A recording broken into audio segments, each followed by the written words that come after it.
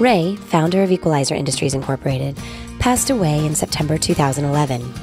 Born in Casey County, Kentucky, Ray began his career as an auto glass installer. From there, he transitioned to inventor and business owner, where he created a number of innovative auto glass tools that changed the industry as we know it.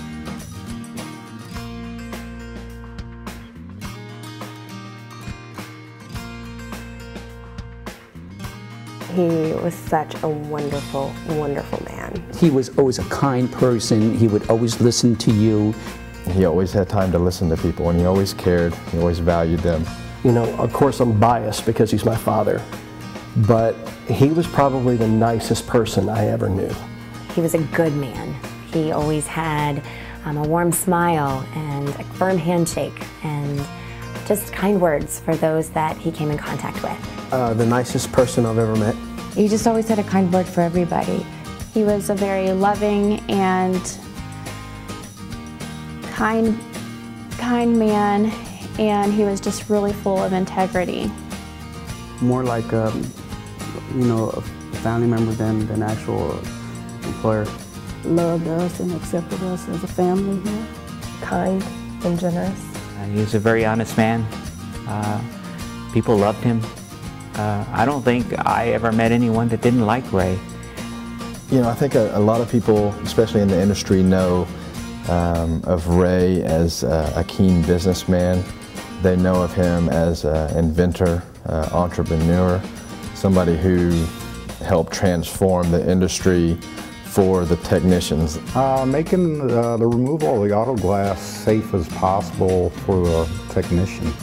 I think that was his greatest accomplishment. That's the one thing he really cared most about, was getting the process to where it was safe. He grew up in an era through the auto glass industry when he was younger as a technician and on down the line. He grew up in a dirty environment, and his whole thing was, I want to make this not only a cleaner, more safe job, but I want to make it the kind of industry to where you're proud to work in it. I think he'd be the most creative man I've ever met in my life. The very beginning, there was one tool that we carried and that we marketed and sold. It was wildly popular in the late 80s, and it built the foundation for what we have now. Let's hear in Ray's own words, recorded before his untimely passing, about how the first tool came to be. One of our people that rented cars called us and had a Taurus that they wanted a windshield put in. I was flipping the blade in and out of the little Olfa knife, and I said, you know, if you had a tool that had that blade attached to it and you could run it real fast, you could cut that windshield out very easily.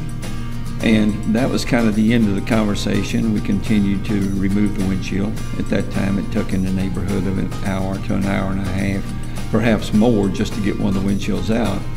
And the common method was really just to break the windshield out at some point, because you literally could not cut the urethane across the bottom. So woke up the next morning, and sometime during the night, my mind by itself had virtually built a tool. And so I went down to the shop the next morning and made the tool. So that particular version of it was made from just a little piece of bandsaw blade with the teeth ground off of it. So I took a piece of conduit pipe, beat it down flat, and then ran the blade through it and attached it to a jigsaw.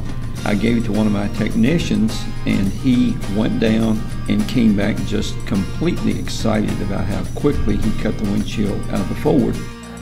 The tools that he would come up with, or the inventions that would come in from technicians, he really had that ability to see the possibility of them, and in order to make the industry better, and safer. And he always wanted everybody to have that moment.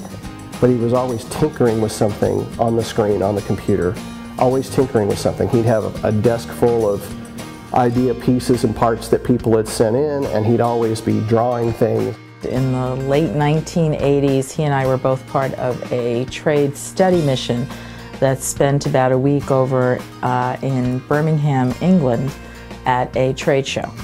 And even though most of the show was for the fenestration industry, Ray and came with Equalizer tools. The Equalizer was still kind of a newer company at that point. And I remember saying to him, or thinking at least, oh, I hope they get some traffic here. You know, this is mostly a window show. Well, my fears were totally set aside because inventors, auto glass installers, they're called fitters there, hundreds and hundreds of people came to see Ray. It was the 1980s and he was still already a celebrity, and that was really neat to see. He had a lot of respect for inventors and a lot of respect for the tools that they created. And that's why I'm really thrilled at this point to announce that going forward from here on in, the Auto Glass Technician Olympics Innovation Award is going to be named the Ray Asbery Award.